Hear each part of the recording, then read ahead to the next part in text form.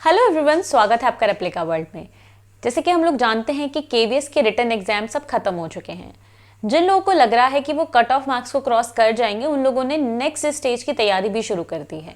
तो हमें पता है कि नेक्स्ट स्टेज में 30 मार्क्स का इंटरव्यू होता है और 30 मार्क्स का डेमो होता है। तो आज हम बात करेंगे कि डेमो लेक्चर के लिए टॉपिक हम कैसे चूज करें। देखिए, हमें पता है कि डेमो लेक्चर भी अब इक्वल वेटेज रख रहा है इंटरव्यू के। पहले क्या होता था, इंटरव्यू होता था 60 मार्क्स का, जिसमें उन लोगों के ऊपर डिपेंड करता था कि वो आपका डेमो लेंगे या नहीं लेंगे, जिसमें कि ज़्यादातर लिया जाता था बट कुछ कैंडिडेट्स का नहीं भी लिया जाता था। बट अब कंपलसरी है, 30 मार्क्स का डेमो होगा ही होगा, तो इसीलिए भी डेमो बहुत ज़्यादा ज़रूरी हो जाता है। और डेमो के लिए कैसे प्रिपेयर करें, उससे पहले तो ये ज़रूरी है हमें ये पता हो कि डेमो के लिए टॉपिक कैसे चूज़ करना है। इसी के बारे में आज हम बात करेंगे। तो ये कोई स्पेसिफिक सब्जेक्ट को लेके वीडियो नहीं है। चाहे आप पीआरटी के लिए जा रहे हों या टीजीटी के लिए या पीजीटी के लिए या किसी भी सब्जेक्ट के लिए जा रहे हैं, तो डेमो लेक्चर आपका होगा। और उस डेमो लेक्चर के लिए आपको टॉपिक कैसे चूज करना है, इसके बारे में हम बात करेंगे। तो चलिए शुरू करते हैं। तो डेमो लेक्चर के लिए जब हम टॉपिक चूज करते हैं, चाहे आप किसी भी सब्जेक्ट से हों, एक बात आपको ध्यान रखनी है कि वो टॉपिक एनसीईआरटी में मेंशन होना चाहिए। ठीक है, जो टॉपिक है अगर वो एनसीईआरटी में मेंशन नहीं है तो आपको उसको बिल्कुल भी नहीं लेना है। तो जो भी आपका सब्जेक्ट है, टॉपिक आपको एनसीईआरटी से ही पिक करना है। दूसरी चीज, जो भी आप टॉपिक लें वो शॉर्ट एंड स्वीट होना चाहिए। मतलब आप अपने डेमो लेक्चर को जब प्रिपेयर करें तो अपनी तरफ से 6 से 7 मिनट का ही प्रिपेयर करें, ज़्यादा बड़ा प्रिपेयर ना करें। जब आप 6 से 7 मिनट का प्रिपेयर करेंगे तो अपने आप ही वहां जाकर वो 10 या 12 मिनट का हो सकता है। तो आपको ज़्यादा लंबा लेक्चर प्रिपेयर नहीं करना है, अपनी तरफ से 7-8 मिनट का प्रिपेयर करके जाइए। वहां पे वैसे भी 2-4 मिनट एक्सटेंड होने ही है। ठीक है, तो ये बात आपको ध्यान रखनी है कि टॉपिक ऐसा होना चाहिए जो कम टाइम में ही आप अच्छी तरीके से समझा सकें। ठीक है, बात आती है तीसरी चीज की कि और हमें क्या बात ध्यान रखनी है। टॉपिक हमें ऐसा चूज करना है जिसके बारे में एनसीईआरटी में अच्छी तरीके से दिया हुआ हो। मतलब ऐसा नहीं है कि उसके बारे में 1-2 लाइन दी हुई है एनसीईआरटी में, तो ऐसा टॉपिक हमें चूज नहीं करना है। इसका रीजन क्या है? इसका रीजन ये है कि अगर कम दिया हुआ होगा तो फिर आप आउट ऑफ एनसीईआरटी कंटेंट लेना चाहेंगे उससे, और लेंगे भी। ऐसे में हो सकता है कि कुछ आप ऐसा वहां पे समझा दें जिसके बारे में आपको पूरी नॉलेज ना हो, और क्योंकि वहां पे एक सब्जेक्ट एक्सपर्ट भी होता है तो वो आपको अपने क्वेश्चन से फंसा सकता है। चलिए मान लेते हैं आपको थरो नॉलेज भी है, तो हो सकता है कि वहां के लोगों को आपका वो टॉपिक पसंद ना आए, वो आपको दूसरा टॉपिक करने के लिए बोल सकते हैं। तो इस बात का भी आपको ध्यान रखना है। अच्छा, जो भी आप टॉपिक लें, ऐसा टॉपिक लें जिसमें आप कहीं भी फंसे ना।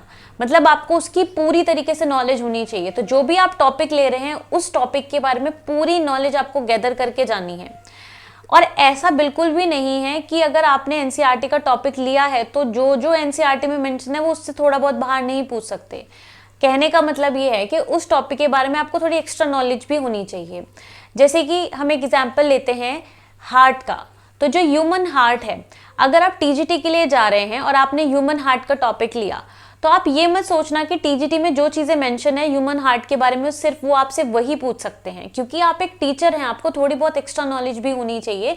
तो हो सकता है वो 12th की बुक में जो चीज़ हार्ट के बारे में मेंशन है वो भी पूछ सकते हैं।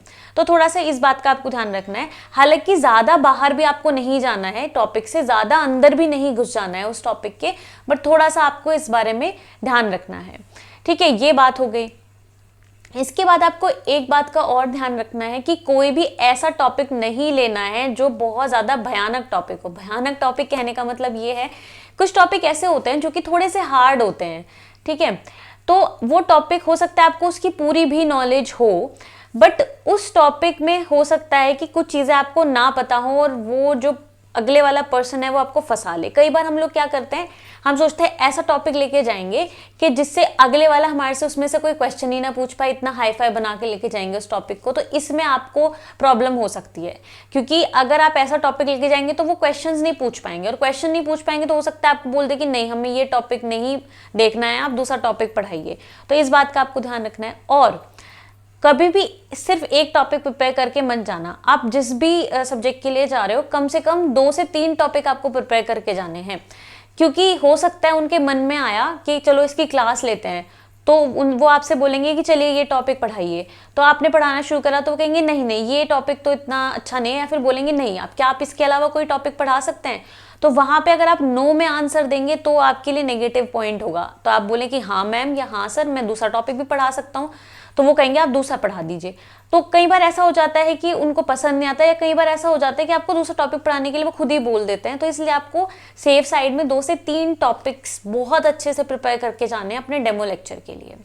ठीक है, एक बहुत इंपॉर्टेंट चीज़ ये है कि कभी भी कोई ऐसा टॉपिक आपको चूज नहीं करना अपने सब्जेक्ट में से जो कि बहुत सारे लोगों का फेवरेट होता है। हर एक सब्जेक्ट में कोई ना कोई टॉपिक ऐसा होता है जो कि सब लोगों का फेवरेट होता है, जो बहुत ही डायनेमिक सा टॉपिक होता है। हालांकि वो टॉपिक बहुत अच्छा होता है बट ज़्यादा लोग उसको चूज करेंगे इसकी प्रोबेबिलिटी बहुत ज़्यादा होती है। जैसे अगर मैं बायो में बात करूं तो जेनेटिक्स एक ऐसा टॉपिक है जिसको ज़्यादातर लोग चूज करते हैं, क्योंकि ये मैंने खुद भी देखा है और मैंने औरों के एक्सपीरियंस से भी जाना है ये चीज़। एक जगह मैं इंटरव्यू देने के लिए गई थी पीजीटी बायो के लिए, वो एक प्राइवेट स्कूल ही था, तो मैं खुद जेनेटिक्स प्रिपेयर करके गई थी डेमो के लिए। तो जो मैम मेरा वहाँ पे इंटरव्यू ले रही थी, मतलब जो डेमो ले रही थी, उन्होंने मेरे से पूछा कि आप कौन सा टॉपिक पढ़ाना चाहेंगे आज। तो मैंने बोला कि मैम मैं जेनेटिक्स पढ़ाना चाहूँगी। तो उन्होंने मुझे बोला कि इससे पहले जो 3 कैंडिडेट्स आए थे उन्होंने भी जेनेटिक्स पढ़ाया था, और वो खुद टीजीटी साइंस थी, तो वो बता रही थी कि उन्होंने भी जेनेटिक्स पढ़ाया था जब उनका डेमो हुआ था उस स्कूल में। तो मतलब वहाँ से मुझे रियलाइज़ हुआ कि जेनेटिक्स कुछ ज़्यादा ही हॉट टॉपिक है बायो का। जब हम 11th-12th की बायो की बात करते हैं, 9th ऑनवर्ड ही बात करते हैं, तो इस तरीके से आपका कोई भी सब्जेक्ट है उसमें कोई ना कोई टॉपिक ऐसा होगा जो ज़्यादातर लोगों का फेवरेट होता है। प्लीज़ उसको मत चूज़ करना। रीज़न इसका ये है कि बहुत सारे कैंडिडेट्स को प्रिपेयर करके आएंगे और वो लोग भी बोर हो जाएंगे उस टॉपिक को सुन सुन के, तो वो आपको एकदम बोल देंगे कि भाई इससे मत डेमो दो, कोई और टॉपिक बताओ। तो फिर अगर मान लो आप कोई टॉपिक प्रिपेयर ही नहीं करके गए तो आपको प्रॉब्लम हो जाएगी ना। तो वो टॉपिक मत प्रिपेयर करना, और भी टॉपिक्स होंगे आप उनको प्रिपेयर करिए। ठीक है, ये बात हो गई। आपको एक ऐसा टॉपिक चूज करना है जिसमें कि डायग्राम्स और फ्लो चार्ट आप बना सके। आप किसी भी सब्जेक्ट से हैं, अगर आपके टॉपिक में डायग्राम्स होंगे तो वो बहुत ज़्यादा इफेक्टिव लगेगा। फ्लो चार्ट होगा तो बहुत ज़्यादा इफेक्टिव लगेगा। ठीक है, फ्लो चार्ट हो, डायग्राम हो, ऐसी कोई चीज़ हो, कुछ क्रिएटिव चीज़ हो, ताकि ब्लैक बोर्ड का आप ज़्यादा से ज़्यादा यूज़ कर सके, ऐसा टॉपिक आपको चूज़ करना है। पीआरटी कैंडिडेट्स के लिए मैं बोलूँगी कि ऐसा टॉपिक चूज़ करें जिसमें कि आप ज़्यादा क्रिएटिव तरीके से समझा पाए। मतलब ये टॉपिक तो सबके लिए, ये चीज़ तो सबके लिए कॉमन है कि ज़्यादा क्रिएटिव टॉपिक आपको चूज करना है। मतलब ऐसा टॉपिक चूज करना है जिसमें कि आप सबसे ज़्यादा अपने आप को एक्सप्रेस कर पाएँ एज अ टीचर, और ज़्यादा से ज़्यादा ब्लैक बोर्ड का यूज़ कर पाएँ, मतलब ब्लैक बोर्ड स्किल्स का आप यूज़ कर पाएँ। पीआरटी के लिए मैं बोलूँगी टीएलएम का यूज़ कर पाएँ, टीचिंग लर्निंग मटीरियल का यूज़ कर पाएँ। ठीक है, बाकी हम नेक्स्ट वीडियो में इसके बारे में बात करेंगे कि हम अपने डेमो लेक्चर को इफेक्टिव बनाने के लिए क्या कर सकते हैं, और या फिर कि डेमो लेक्चर को कैसे स्टार्ट करते हैं, कैसे बनाते हैं डेमो लेक्चर, कैसे पढ़ाते हैं, वो सब हम बाद में बात करेंगे। फिलहाल हम बात करें कि टॉपिक कैसे चूज करें, तो उसी पे स्टिक करते हैं। तो टॉपिक ऐसा चूज करना है जिसमें कि डायग्राम्स हो, फ्लो चार्ट हो, अगर नहीं भी हो तो आप बना सकें उसमें। अब जो ये डायग्राम और फ्लो चार्ट है ये आपको क्विकली वहाँ पे ड्रॉ करना है। ऐसा नहीं है कि आप उनको बैक दिखाकर आराम से वहाँ पे ड्रॉ कर रहे हैं 1 घंटे तक, वो वाला काम हमें नहीं करना है, क्योंकि उनको एक क्रिएटिव येट फास्ट टीचर चाहिए जो कि किसी भी चीज़ में ज़्यादा टाइम ना लगाता हो। जितना टाइम लग रहा है उतना तो लगना है ही, बट ज़्यादा टाइम ना लगाता हो। तो ऐसा, और ज़्यादा क्रिएटिव टॉपिक हो, मतलब ऐसा टॉपिक हो जिसमें क्रिएटिविटी की गुंजाइश हो, जिसमें आप अच्छी तरीके से समझा सके। कोई डेड टॉपिक हमें नहीं लेना है, ऐसा कोई टॉपिक नहीं लेना जिसका डेड एंड हो कि उसमें कुछ हो ही नहीं सकता आगे। ठीक है, ये वाली चीज़ है। अब एक और चीज़ ये है कि कोई भी आप टॉपिक चूज करें तो जिस चैप्टर से आप टॉपिक चूज कर रहे हैं उस चैप्टर के बारे में भी आपको पता होना चाहिए। ऐसा नहीं कि उसी टॉपिक के बारे में आपको पता है, क्योंकि वो आसपास की उससे रिलेटेड टॉपिक्स के भी क्वेश्चन पूछ लेते हैं। हालांकि ये बात तो हमें पता ही है कि अगर हम इंटरव्यू के लिए जा रहे हैं तो जिस लेवल के इंटरव्यू के लिए हम जा रहे हैं, जैसे अगर टीजीटी के लिए जा रहे हैं, किसी भी सब्जेक्ट के लिए जा रहे हैं, जैसे सोशल साइंस के लिए जा रहे हैं, तो अगर सोशल साइंस के लिए जा रहे हैं तो हमें पता होना चाहिए कि 6 to 10th के हमें जो सोशल साइंस के जितने भी सब्जेक्ट्स हैं उनके बारे में पता होना चाहिए। वो कुछ भी पूछ सकते हैं, है ना। और वैसे भी क्योंकि आपने भी एग्जाम दिया है तो वो आपने पढ़ा ही होगा, तो उसमें कोई ऐसा इशू है नहीं। अगर आप पीजीटी के लिए जा रहे हैं तो 11th-12th की आपको थरो नॉलेज होनी चाहिए। ठीक है, उससे कम का भी पूछ सकते हैं, बट 11th-12th में सारी चीज़ें कवर हो जाती हैं। तो 11th-12th की एनसीईआरटी बिल्कुल आपको पता होनी चाहिए, लाइन टू लाइन। ठीक है, तो ये वाली चीज़ है। तो इस तरीके से आप अपना टॉपिक चूज करिए, और टॉपिक चूज करने के बाद लग जाइए उसको प्रिपेयर करने के लिए। सबसे पहले अपना कंटेंट प्रिपेयर कर लीजिए टॉपिक का, और उसके बाद फिर स्टार्ट कर दीजिए प्रेपरेशन। बाकी हम किस तरीके से एक इफेक्टिव डेमो लेक्चर बना सकते हैं इसके बारे में मैं नेक्स्ट वीडियो में बात करूंगी। तो आज के लिए सिर्फ इतना ही। मैं उम्मीद करती हूँ ये वीडियो आपके लिए हेल्पफुल रहेगी।